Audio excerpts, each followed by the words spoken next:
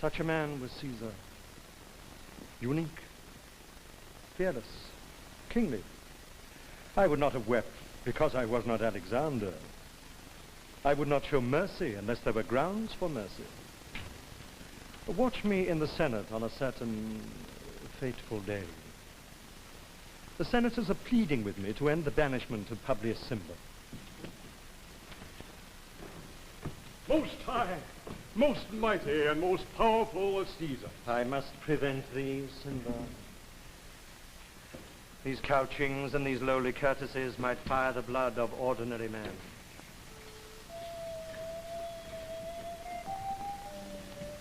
But I am constant as the northern star, of whose true fixed and resting place there is no fellow in the firmament. The skies are painted with unnumbered sparks. They are all fire, and every one doth shine. But there's but one in all doth hold his place. So in the world, 'tis furnished well with men, and men are flesh and blood and apprehensive. Yet in the number I do know but one who unassailable holds on his rank unshaked of motion, and that I am he. That was Caesar. A man above man. Oh, excellent, excellent. Oh, that is awfully good, awfully good. But if you don't mind, why don't we show the people what happened less than a minute after he made that overbearing last speech?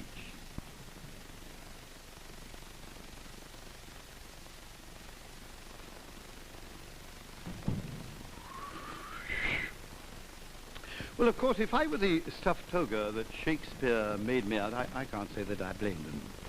Now, granted, Shakespeare was a great poet, but only a great dramatist could catch the meaning, the quality of my genius. And you know what Shaw thought of Shakespeare as a dramatist. Yes, well, that's another argument, isn't it? After defeating Pompey at Pharsalia, I pursued him into Egypt. Now, mark, my true genius as Shaw saw it. The man on the left is Pothinus, guardian of King Ptolemy, Cleopatra's younger brother. The other man is Lucius Septimus, a Roman, formerly in Pompey's service. Bear witness, Lucius Septimus. Caesar came hither in pursuit of his foe. Did we shelter his foe? As Pompey's foot touched the Egyptian shore, his head fell by the stroke of my sword. Under the eyes of his wife and child, remember that, Caesar. We have given you a full and sweet measure of vengeance. Vengeance? Our gift to you is the head of your rival for the empire of the world. Is it not so? It is so. With this hand that slew Pompey, I placed his head at Caesar's feet. Murderer, so would you have slain Caesar had Pompey been victorious. Woe to the vanquished, Caesar. When I served Pompey, I slew as good men as he, only because he had conquered them. His turn came at last. The deed was not yours, Caesar, but ours. Thanks to us, you keep your reputation for clemency and have your vengeance, too. Vengeance. Vengeance. Oh, if I could stoop to vengeance, what would I not exact from you as the price of this man's blood? Was he not my son-in-law, my ancient friend? For 20 years, the monarch of mighty Rome, did I not, as a Roman, share his glory? Am I Julius Caesar? Or am I a wolf?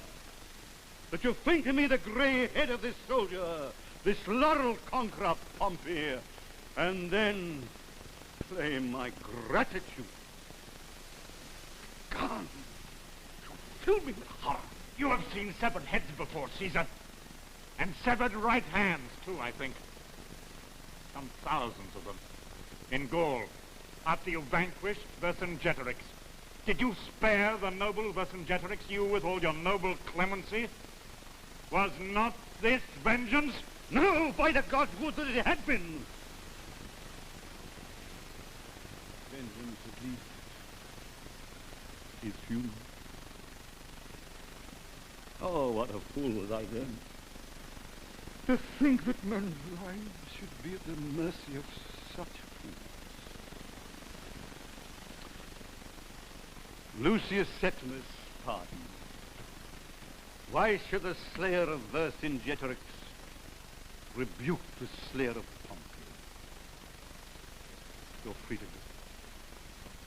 You see, I stood above the men around me, not because I was more than human, but because I was more human. How can a great man be an arrant ass or a petty politician?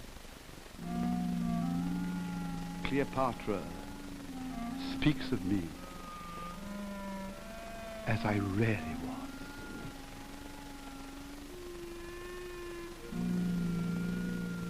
Cleopatra, what they tell me is true. You are changed. Do you speak with Caesar every day for 6 months, and you will be changed? It is the common talk that you are infatuated with this old man. Infatuated? What does that mean? Made foolish, is it not? Oh, no. I wish I were. You wish you were made foolish? How so? When I was foolish, I did what I liked.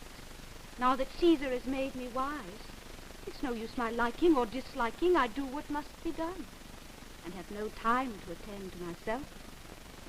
That is not happiness, but greatness. Does Caesar not love you? Love me? Pothinus, Caesar loves no one. Who are those we love? Only those whom we do not hate. All people are strangers and enemies to us except those we love. But it is not so with Caesar. He has no hatred in him. He makes friends with everyone as he does with dogs and children. His kindness to me is a wonder.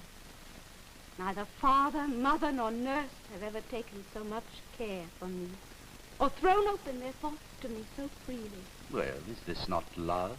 What? When he will do as much for the first girl he meets on his way back to Rome? Ask his slave. He's been just as good to him. Nay, ask his very horse.